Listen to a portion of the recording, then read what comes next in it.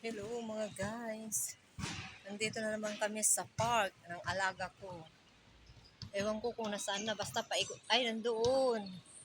Ano siya. Yun, nagduduyan siya. Nakakulay blue or green. Blue-green. So, dito na ako naupo kasi mas ano dito. Mas kukunti ang...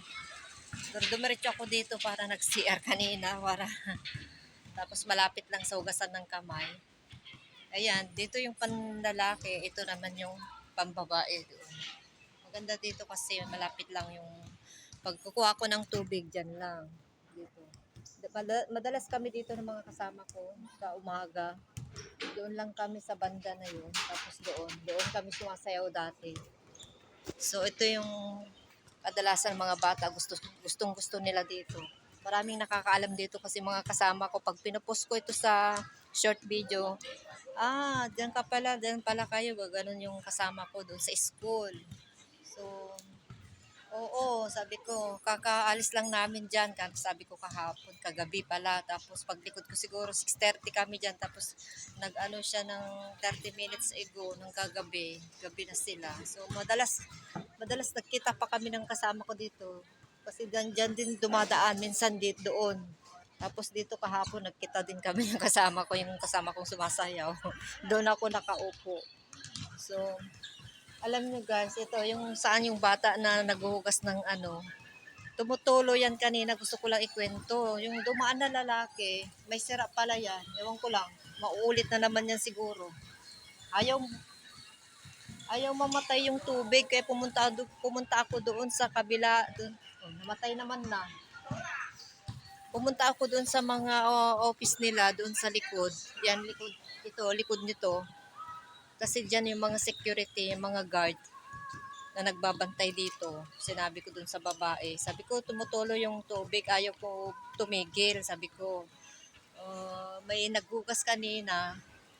Tapos umalis na siya. Hindi niya aalam. Basta, kasi automatic kasi yan guys. Pag ano, may sensor siya, may sensor. Pag ginanon mo siya, lumalabas yung tubig. Pero pag ano na, may time yan na kusa na lang siyang mamamatay. Tapos umalis na siya yung lalaki, may bitbit pa na karton. Ayun no, tumulo na naman. Wala, tumulo na naman, oh. Kaya kailangan ko na sabihin kasi ako naman nakukonsensya ako dito na pinapabayaan ko. Kaya puntahan ko na naman. Ayan, naulit na naman guys. Ewan ko. Kaya puntahan ko na naman yung maaari. Ayaw ko nang mag-stay dito kasi maano ako dito. Maistorbo din ako. Kala ko tahimik. Ayan, nagpapatugtog din pala yung isa dito. Hindi pala maingay pa din. Kasi doon ako nakatambay dun sa mga dalawang lalaki. Tapos minsan dito sa side nito. Dito sa mga may ano, may shade. Ayun, ayaw na namang mamatay eh. Sabi ng babae, thank you siya kasi may pinindot siya sa cellphone niya, yun, namatay na.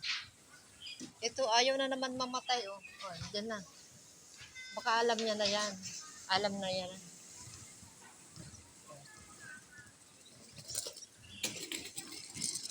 Ayaw niya. May sira o talaga yan, may sira ulo. Ayaw na namang mamatay. Ayun. Inaano niya oh. Ganun pala yun. Kailangan tanggalin mo agad yung kamay mo. Ayan, namatay na. Umalis na nga ako dito guys. Kasi naistorbo na ako dito. Kailangan ko magsabi doon. Buti na lang nakita yung ano. Yan, sana. Dumaan na yan kanina. Dumiretso lang kasi hindi niya nakita. Hindi ko naman nasabi kasi inaantay ko na magtigil pa rin yun. Ayaw pa rin tumigil. Kaya pumunta ako doon sa staff office nila. Ayan. So, dito na lang ako sa kabila guys. Dito na ako magtatambay. Pagtapos na yung exam ng alaga ko, niyaya ako dito. Dapat sa library kami. Pero tinamad siya kanina. Ayan, nakapagpahinga din ako sa bahay sa bed ko. Yun. Tapos nakapag-isip din siya na punta na lang kami dito sa park. So, araw-araw na kami dito guys mula nung Martes. Martes ba yun? O Lunes. Oo, Martes. Miyerkules ngayon. So, 2 days na ako dito nagtambay. Kasi mamayang gabi, pag alas 6 na or 6:30, pupunta na naman tong nanay niya kasi ayaw umuwi yan hanggat hindi pa dumadating yung tatay niya, yun. Nagiga na siya doon. So magluluto ang gawin ko. Salitan kami ng amo ko magbantay sa nanay niya. Kahapon ayaw niyang umuwi kasi sabi ko wala tayong kakainin, hindi ako magluluto. Baka malapit na yung parating yung tatay mo. Tapos sabi ng nanay niya, buti na lang tumawag. Yung nanay niya, yun, pinasagot ko sa cellphone ko na tumawag. Kaya sabi niya, nanay niya, punta na ako dyan. Tapos uuwi si John magluto. Ano ba oras gusto mo umuwi? Sabi niya daw hapon, 7:45. Eh di, wala na kaming kakainin. 7:45 kakain sila. Or 7:30. Ayan, dito muna ako guys. Ayan, madami dito. Grabe, ang daming tao dito guys. Ang daming mga bata. Ayan, daanan to. Daanan papunta sa grocery, sa market. Dyan kami dumaan. Papunta dito, pabalik. So parang ayaw ko dito guys kasi maingay. Kasi madaming dumadaan. So tingin tayo ng tahimik. Kasi doon ako dati sa may nagbabasa ng news oh. Diyan ako dati. Saan ba ako talaga? Yung makita ako ng alaga ko. Dito na lang. Basta dito lang ako sa malapit sa pinagpapalaruan niya. Tingin-tingin siya minsan sa akin, ganun. Tapos, ako naman, tingin-tingin ako din minsan sa kanya. So, dito na lang tayo, guys. Minsan, nag-exercise din ako dyan bago kami umuwi habang inaantay ko siya. Ilang beses ko yung tawagin.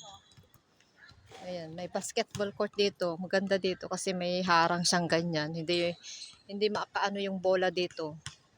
Hindi makapasok dito yung makalabas yung bola. So, ayan. Babay na muna guys. Ito yung muna ma-share ko. So, lagi-lagi kami dito everyday na nagbabantay ako ng bata. Pero gustong-gusto ko talaga dito kami magbantay kasi sa bahay nandun yung amo ko. Doon siya nagtatrabaho. Kasi gusto ko talaga lumabas din kami talaga para hindi din siya maistorbo doon. Tapos, gusto ng amo ko na lumabas kami, nagte-thank you siya kasi sinasamahan ko yung bata. Tapos pagdating ko, magte-thank you ulit siya. Kasi nga, hindi siya maistorbo sa trabaho niya kasi maraming tawag. Yan. So, pero sabi, alam niya siguro na gustong-gusto ko kasi pagkakasabi lang ng bata ko yung amo ko. Okay ako agad eh. Kasi nakakainis na yung nag-stay lagi ko sa bahay. Nandun yung amo, mahirap yun.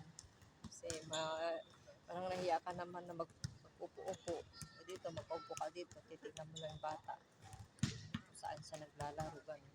Sinusubaybayan ko lang siya. So, bye-bye na guys. Bye-bye na muna.